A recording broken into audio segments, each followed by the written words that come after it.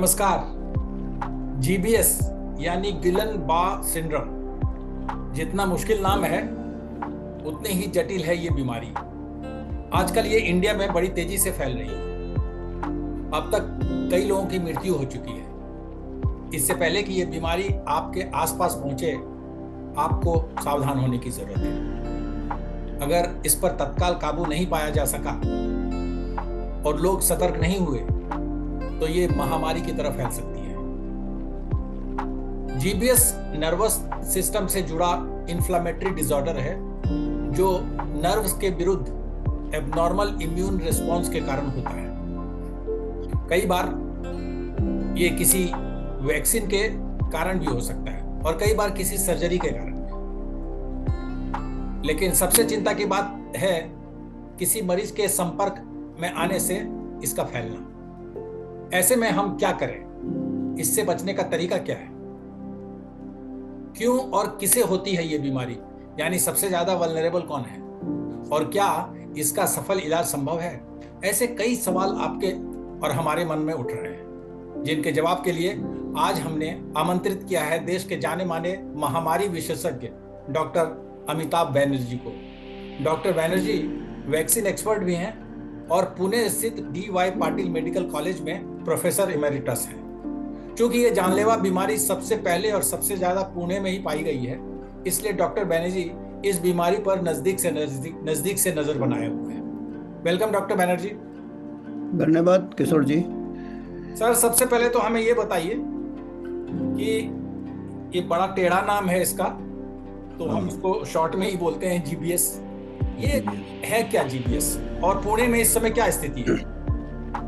पुणे में तो काफ़ी जो स्थिति है ये तो कभी शायद इतिहास में नहीं देखा ऐसे, क्योंकि गिलिन बारे जो सिंड्रोम है जीबीएस, ये रेयर बीमारी में आती है, तो ये महामारी में तो आना ही नहीं चाहिए। ये तो पहली बार मेरे इसमें आ गया क्योंकि मैं गिलिन बारे जो है ये आइसोलेटेड केसेस होते थे। मैं तो मेडिकल स्टूडेंट के से लेके अभी तक गिलिन बारे का बीच बीच में नाम सुनते थे, बीच बीच में पेशेंट आते थे। तो ये एक प्रकार का, जैसे आपने कहा, रिएक्शन है। एक्चुअली ये डायरेक्ट वायरस से भी नहीं होता, डायरेक्ट बैक्टीरिया से भी नहीं होता है या सर्जरी या जिससे, ये कोई प्रकार का बॉडी का एक इम्यून रिएक्शन है। जब भी कोई हमको इन्फेक्शन होता है या कोई, तो उससे हमारे बॉडीज़ के एंटीबॉडीज़ बनते हैं वो इन्फेक्शन से लड़ने के लिए। तो कई बार कुछ क्या होता है कि कुछ क्रॉस कनेक्शन हो जाता है कि वो जिसको कहते हैं कि हमारे जो इसके नर्व्स रहते हैं उसका जो कवरिंग है माइलिन, उसी को उसका जो उसको अटैक करने लगता है एंटीबॉडीज, जो कि वायरस को अटैक करना चाहिए, पर कुछ शायद इससे मिलता जुलता होगा, कुछ प्रोटीन या कुछ एंटीजन के कुछ कंपोनेंट्स। तो ये ऑटो इम्यून कहते हैं, जैसे कि बॉडी अपने ही अगेंस्ट गोली चला रहा है। गोली दुश्मन के अगेंस्ट चलाना चाहिए, तो सेल्फ गोल जो करते हैं उसको ऑटो इम्यून डिजीज़ में आता है ये गिलिन बारे।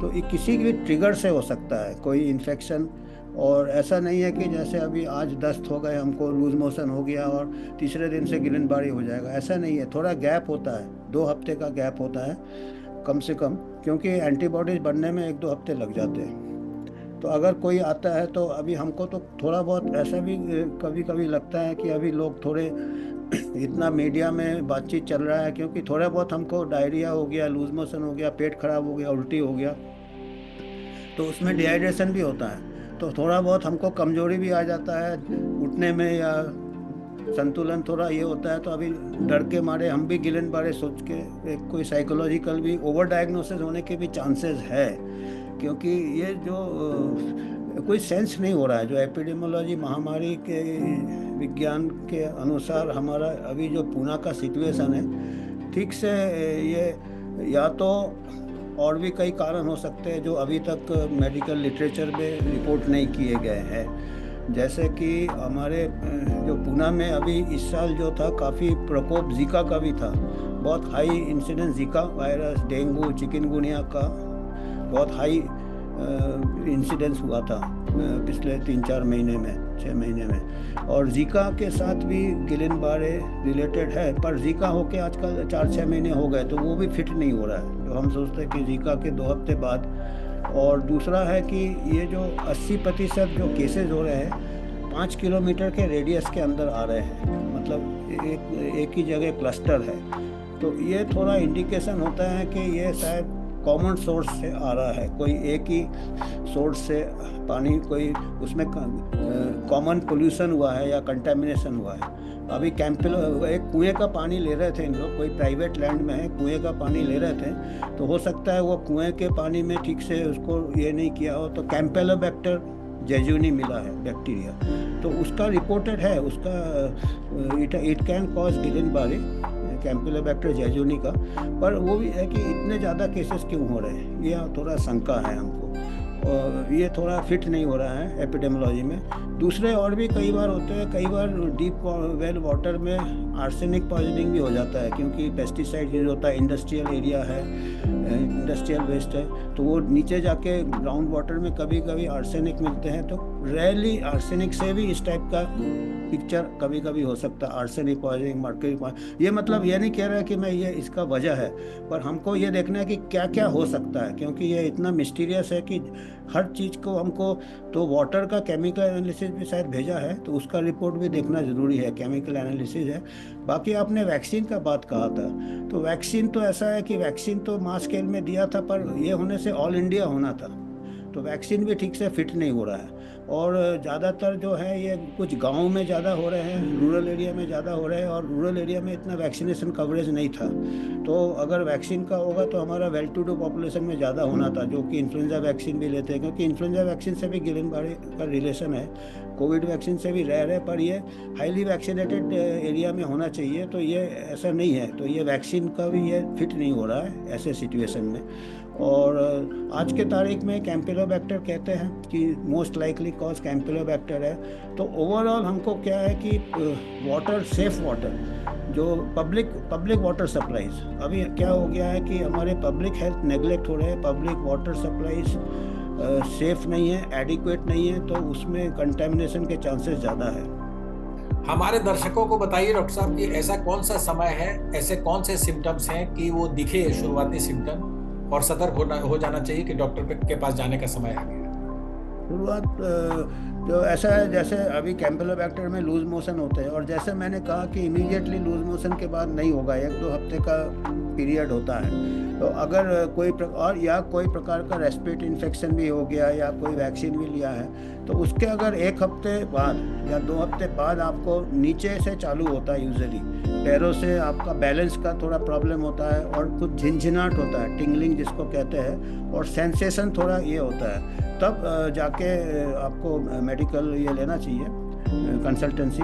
और तो ये यूजुअली सेल्फ लिमिटिंग है, पर अगर ये ऊपर चढ़ता रहा आपका जो कमजोरी और पैरालिसिस, तो ये जो हमारा रेस्पिरेटरी मसल्स को भी वो होने से रेस्पिरेटरी फेलियर का खतरा रहता है। इसीलिए कुछ लोग 10-12 लोग अभी वेंटिलेटर में है, तो सपोर्टिव ट्रीटमेंट होता है, और इसमें अगर टाइम से पहुंच गए तो इसका डेथ रेट भी कम होता है। डॉक्टर साहब, मैं एक व्यक्तिगत अनुभव बता रहा हूँ। आज से 20 साल पहले, 20-21 साल पहले, 2004 में मेरे पापा को ये प्रॉब्लम हुई थी झारखंड में। तो हम उनको देवघर से रांची ले गए थे। रांची में फेमस बहुत जाने माने न्यूरोलॉजिस्ट थे, डॉक्टर के सिंह। उन्होंने एडमिट कराया और इलाज किया। 5 दिन तक लगातार उनको एक इंजेक्शन पड़ा। जमशेदपुर से रोज एक इंजेक्शन आता था, 25,000 रुपये का तब एक इंजेक्शन था, वो लगता था। 5 दिन तक वो लगा। उसके बाद 2-4 दिन वो और हॉस्पिटल में रहे, और फिर करीब 1-1.5 महीने तक उनकी फिजियोथेरेपी हुई। फिर उसके बाद वो पूरी तरह से वो ठीक हो गए, बहुत अच्छे से एकदम नॉर्मल हो गए। तो मेरा कहने का मतलब ये है कि इसका मतलब है कि ये बीमारी लाइलाज नहीं है। तो ऐसा कौन सा स्टेज है अभी? जैसे मैं सुन रहा हूँ कि काफी लोगों की मृत्यु हो गई, तो क्या वो लोग हैं जो समझ नहीं पाए, देर से अस्पताल पहुंचे या नहीं पहुंच पाए? हाँ, ऐसा हो सकता है, देर से पहुंचे होंगे, क्योंकि अगर टाइम से पहुंच जाए तो जैसे आपने कहा, ये इंजेक्शन लगता है, इम्यून ग्लोबुलिन लगता है, जो कि आपका वो जो एंटीबॉडीज है, जो क्रॉस रिएक्ट करते हैं, उसको न्यूट्रलाइज करता है। दूसरा है कि प्लाज्मा एक्सचेंज है, जो आपका जो प्लाज्मा है उसको क्लियर करके वो एक्सचेंज होता है, तो वो एक प्रकार से क्लीन हो जाता है, बॉडी का जो एंटीबॉडीज है बॉडी से क्लियर हो जाता है। तो बेचारे जो लोग देर से गए होंगे, या तो हो सकता है कि उनका कुछ कोमोबिलिटीज़ भी हो, क्योंकि ज़्यादा डेथ नहीं हुआ, 3 या 4 डेथ हुए हैं, ज़्यादा नहीं हुए, तो हो सकता है देर से पहुँचे हो। और एक तो ये ट्रीटमेंट थोड़ा कॉस्टली भी होता है, पर अभी जो महाराष्ट्र गवर्नमेंट ने इसके लिए ये किया है, बजट दिया है कि इनको फ्री ट्रीटमेंट मिलेगा, तो हो सकता है उनको कोई कोमोबिलिटीज़ हो। पर एक का तो शायद सोलापुर में या कोई दूसरे जगह जाके डेथ हुआ था, वो पूना से ट्रैवल किया था, तो उसमें शायद ट्रीटमेंट डिले हो गया था। केरल में भी एक केस आया। हाँ, वो तो केरल में आया, आसाम में भी आया, वो तो जो नॉर्मल केसेस होते रहते हैं, इसलिए मैं कहा जब 1 लाख में एक को होता है, तो वो तो बैकग्राउंड रेट तो हो रहा है। केरल हुआ या गुवाहाटी में हुआ अभी एक केस, तो एक अभी क्या है कि हर कोई अलर्ट हो गए हैं। पहले क्या गिलेनबारे को ऐसे कई बीमारियां हैं हमारे जो चले जाते हैं कि नॉर्मल इसमें चले जाते हैं, तो ऐसे अभी गिलेनबारे पूना में इकट्ठे इतने केस हो गए, तो थोड़ा लोग ज़्यादा सेंसिटिव हो गए हैं और ज़्यादा सतर्क हो गए हैं। तो हर केस को पूना के केस से रिलेट हम नहीं कर सकते। पूना में भी इतने सारे केस तो मैंने कभी इतिहास में ऐसा हुआ नहीं शायद कि इतने सारे गिलेनबारे के इतने के फूड पॉइजनिंग होते हैं, वाटर कंटेमिनेशन के होते हैं, डायरिया के होते हैं, मास कंटेमिनेशन, मेटल पॉइजनिंग भी होता है। इसलिए मेरे को हमेशा दिमाग में आ रहा है बार बार कहीं कोई मेटल पॉइजनिंग तो नहीं है, क्योंकि आर्सेनिक वगैरह इवन डेवलप्ड कंट्री 2014 में अमेरिका में भी ऐसे लेड पॉइजनिंग हुआ था। 1 लाख पॉपुलेशन एक्सपोज हो गए थे, 10,000 बच्चों को उसमें लेड पॉइजनिंग का इफेक्ट परमानेंट हो गया था, फ्लिंट वाटर क्राइसिस। तो लेड पॉइजनिंग और arsenic poisoning, mercury poisoning water के साथ रिलेटेड है, पर मैं जहाँ तक ये भी इसमें फिट नहीं हो रहा, क्योंकि पेशेंट पूरे रिकवर कर जा रहे हैं। अगर मेटल पॉइजनिंग होगा तो इतना जल्दी शायद ना रिकवर हो, तो ये इसके लिए अभी मेरे को लगता है काफ़ी इसमें तो ये बहुत इंटरेस्टिंग है ये सिचुएशन। इसमें थोड़ा अच्छे से रिसर्च करना चाहिए और थोड़ा इंटरडिसिप्लिनरी रिसर्च होना चाहिए। जैसे अभी जितने भी सैंपल जा रहे हैं उसको बैक्टीरियोलॉजिकल, वायरोलॉजिकल ये कर रहे हैं, और कुछ केमिकल ये भी करना चाहिए, और सब मिलके थोड़ा बहुत अगर रिसर्च हो तो कुछ पता चले इसमें। डॉक्टर बैनर्जी, एक आखिरी सवाल, इसमें देखा गया है कि जो कल तक दौड़ रहे थे वो आज अचानक बेड रिडन हो गए, चल नहीं पा रहे हैं। तो मेरे कहने का मतलब ये है कि मेरा सवाल ये है कि क्या इसका कोई प्रिवेंशन है, हम पहले से कुछ ऐसा करें जो ये हमको ना हो? ये एक प्रकार से जैसे है ना, ऑटो इम्यून या इम्यूनिटी जो होता है वो सडन ही होता है। कई बार तो सीवियर एनाफिलैक्सिस भी जो होता है ना, हेल्दी लोगों का इम्यून सिस्टम शायद ओवर रिएक्ट करेगा तो अचानक ही होगा, स्ट्रांग होगा। और एक और चीज़ मैं बोलना चाहूँगा यहाँ पे, मैं थोड़ा दिमाग में इसको भी रखना चाहिए कि पूना में थोड़ा ऑटो इम्यून डिजीज़ ज़्यादा होता है दूसरे शहर से। पूना में कई ऐसे एलर्जेंस बहुत घूमते हैं वातावरण में, इसमें जो कि स्किन डिजीज़ है, रूमेटॉइड आर्थराइटिस है, ये पेशेंट्स यहाँ पे थोड़ा ज़्यादा प्रभावित होते हैं। तो क्योंकि ये ऑटो इम्यूनिटी से रिलेटेड है, तो मेरे को लगता शायद ये सब कई चीज़ें मिला के, कैंपिलोबैक्टर मिला के या जीका मिला के, डेंगू मिला के, और थोड़ा इंटरैक्शन आपस में, इतने सब जो ट्रिगर्स है, इरिटेंट्स है, शायद ये इसके लिए शायद ये क्योंकि ये किसी को कुछ नहीं मालूम है आज के तारीख में। इतना मतलब गिलेनबारे इतने ज़्यादा कहीं नहीं हुआ है। मेरे को अभी पिछले हफ्ते यूके से मैं एक पैनल में था, यूके का एंकर भी मेरे को पूछ रहा था कि पूना में क्या हो रहा है, मतलब वहाँ तक खबर पहुँच गया है। ऐसे लोगों को मालूम नहीं होता, हमको नहीं मालूम होता यूके में क्या हो रहा है, यूके वाले को इंडिया में क्या, पर ये क्योंकि ये इतना यूनिक केस है, वहाँ पे मेरा एंकर हमको पूछ रहा था, मुद्दा और कुछ था, वो गिलेनबारे के बारे में हमको पूछ रहा था। तो ये बहुत ही एक इंटरेस्टिंग है। इसको पूरा अभी किसी को पूरे आंसर्स, किसी कोई आज के दावे के साथ कोई जवाब नहीं दे सकता इसको।